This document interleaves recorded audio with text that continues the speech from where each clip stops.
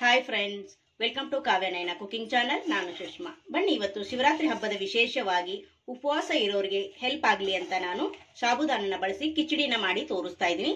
ತುಂಬಾ ಅಂದ್ರೆ ತುಂಬಾ ಚೆನ್ನಾಗಿರುತ್ತೆ. ನೀವು ಕೂಡ ಒಂದ್ಸತಿ ಟ್ರೈ ಮಾಡಿ ನೋಡಿ ಯಾವ ತರ ಮಾಡ್ತೀನಿ ಅಂತ ನೋಡೋಣ. ಬನ್ನಿ ಫ್ರೆಂಡ್ಸ್. 1 ಕಪ್ ಆಗುವಷ್ಟು ನಾನು ಸಬ್ಬಕ್ಕಿನ ತಗೊಂಡಿದ್ದೀನಿ. ನೀವು ಚಿಕ್ಕದಾದ್ರೂ ತಗೋಬಹುದು, ಇಲ್ಲ ಈ ತರ ಸ್ವಲ್ಪ ದಪ್ಪದಾಗಿರೋದಾದ್ರೂ ತಗೋಬಹುದು. ಯಾವ್ದಾದ್ರೂ ತುಂಬಾ ಚೆನ್ನಾಗಾಗುತ್ತೆ. ನಾನು ಶಿವರಾತ್ರಿ ಹಬ್ಬಕ್ಕೆ ಉಪವಾಸ ಎಲ್ಲ ಇರ್ತಾರಲ್ಲ ಅಂತವ್ರಿಗೆ ನಾನು ಸಾಬುದಾನಿ ಕಿಚಡಿನ ಮಾಡಿ ತೋರಿಸ್ತಾ ಇದ್ದೀನಿ. ತುಂಬಾ ಅಂದ್ರೆ ತುಂಬಾ ಚೆನ್ನಾಗಿರುತ್ತೆ ಫ್ರೆಂಡ್. ಎಲ್ರು ಅವತ್ತು ಒಪ್ಪತ್ತಿರ್ತಾರಲ್ಲ, ಅಂದ್ರೆ ಉಪವಾಸ ಮಾಡ್ತಾರಲ್ವಾ, ಅವಂತವ್ರಿಗೆ ನಾನಿವತ್ತು ಕಿಚಡಿನ ಮಾಡಿ ತೋರಿಸ್ತಾ ಇದ್ದೀನಿ. ಇದು 1 ಕಪ್ ಆಗುವಷ್ಟು ತಗೊಂಡಿದ್ದೀನಿ. ಇದನ್ನ ಒಂದು ಪಾತ್ರೆಗೆ ಹಾಕೊಂಡು ಚೆನ್ನಾಗಿ ಒಂದ್ 2-3 ಬಾರಿ ಇದನ್ನ ತೊಳ್ಕೊಂಡು ಬರ್ತೀನಿ. ನೋಡಿ, ನಾನು ಒಂದ್ 2-3 ಬಾರಿ ಚೆನ್ನಾಗಿ ತೊಳ್ಕೊಂಡು ಬಂದಿದ್ದೀನಿ. ಈಗ ಇದು ಮುಳುಗೋ ಅಷ್ಟು ನೀರನ್ನ ಹಾಕೊಳ್ಳೋಣ. ನೋಡಿ, ಒಂದ್ 2 ಗಂಟೆ ನಾವು ಇದನ್ನ ನೆನೆಸ್ಕೊಂಡ್ರೆ ಸಾಕು.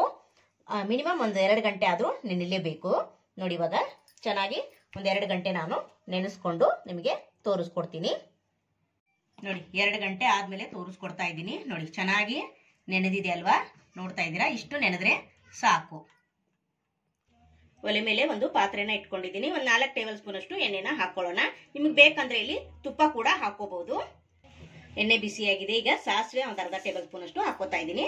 ಹಾಗೆ ಇಲ್ಲಿ ಜೀರಿಗೆ ಕೂಡ ಒಂದ್ ಅರ್ಧ ಚಮಚದಷ್ಟು ಹಾಕೋತಾ ಇದ್ದೀನಿ. ಹಾಗೆ ಕರಿಬೇವಿನ ಹೆಸರು ಸ್ವಲ್ಪ, 1-2 ಹಸಿ ಮೆಣಸಿನಕಾಯಿನ ಕಟ್ ಮಾಡಿ ಹಾಕೊಂಡಿದ್ದೀನಿ.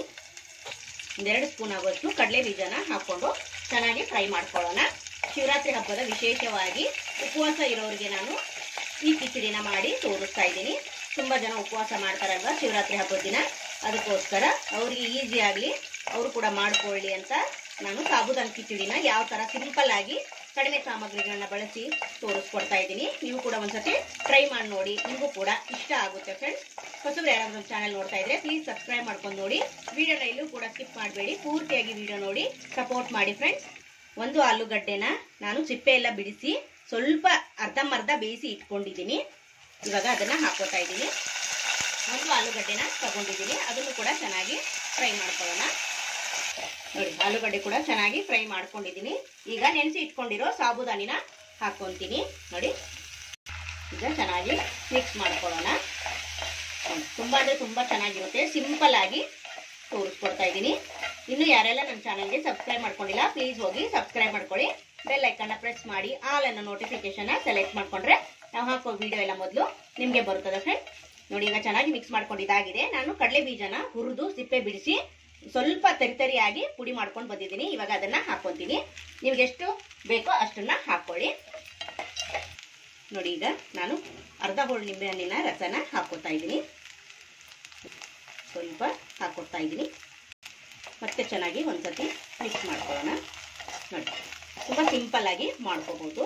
ಶಿವರಾತ್ರಿ ಹಬ್ಬದ ವಿಶೇಷವಾಗಿ ಸಾಬುದಾನಿ ಕಿಚಡಿನ ಮಾಡಿ ತೋರಿಸಿದ್ದೀನಿ. ನೀವು ಕೂಡ ಒಂದ್ಸತಿ ಮಾಡಿ ನೋಡಿ ಫ್ರೆಂಡ್ಸ್. ಲಾಸ್ಟ್ ಅಲ್ಲಿ ಈಗ ಕೊತ್ತಂಬರಿ ಸೊಪ್ಪನ್ನ ಹಾಕೋತಾ ಇದ್ದೀನಿ. ನೋಡಿ, ಈಗ ಒಂದ್ಸತಿ ಮಿಕ್ಸ್ ಮಾಡ್ಕೊಳ್ಳೋಣ. ರೆಡಿ ಆಯ್ತು ಫ್ರೆಂಡ್ಸ್. ಇವಾಗ ಬನ್ನಿ ಸರ್ವ್ ಮಾಡ್ಕೊಳ್ಳಿ. ಇವಾಗ ಸಾಬುದಾನಿ ಕಿಚಡಿನ ಸರ್ವ್ ಮಾಡ್ಕೊಳ್ಳೋಣ. ನೋಡಿ, ಸೂಪರ್ ಆಗಿ ಬಂದಿದೆ. ನೀವು ಕೂಡ ಒಂದ್ಸತಿ ಟ್ರೈ ಮಾಡಿ ನೋಡಿ, ನಿಮಗೂ ಕೂಡ ಇಷ್ಟ ಆಗುತ್ತೆ. ಶಿವರಾತ್ರಿ ಹಬ್ಬದ ಸ್ಪೆಷಲ್ ಸಾಬುದಾನಿ ಕಿಚಡಿ. ನೋಡಿ, ವಾವ್. ನೋಡಿ ಫ್ರೆಂಡ್, ಸರ್ವ್ ಮಾಡ್ಕೊಂಡಿದ್ದೀನಿ. ನೀವು ಕೂಡ ಉಪವಾಸ ಇದ್ರೆ ಒಂದ್ಸಲ ಟ್ರೈ ಮಾಡಿ ನೋಡಿ. ತುಂಬಾ ಅಂದ್ರೆ ತುಂಬಾ ಚೆನ್ನಾಗಿದೆ. ಈ ವಿಡಿಯೋ ನಿಮಗೆ ಇಷ್ಟವಾದ್ರೆ ಪ್ಲೀಸ್ ಲೈಕ್ ಮಾಡಿ, ಶೇರ್ ಮಾಡಿ, ಕಮೆಂಟ್ ಮಾಡಿ, ಸಬ್ಸ್ಕ್ರೈಬ್ ಮಾಡ್ಕೊಳ್ಳಿ. ನಮ್ಮ ವಿಡಿಯೋ ನೋಡಿದ್ದಕ್ಕಾಗಿ ನಿಮ್ಮೆಲ್ಲರಿಗೂ ಧನ್ಯವಾದಗಳು. Thank you for watching. ನಮಸ್ಕಾರ ಫ್ರೆಂಡ್ಸ್.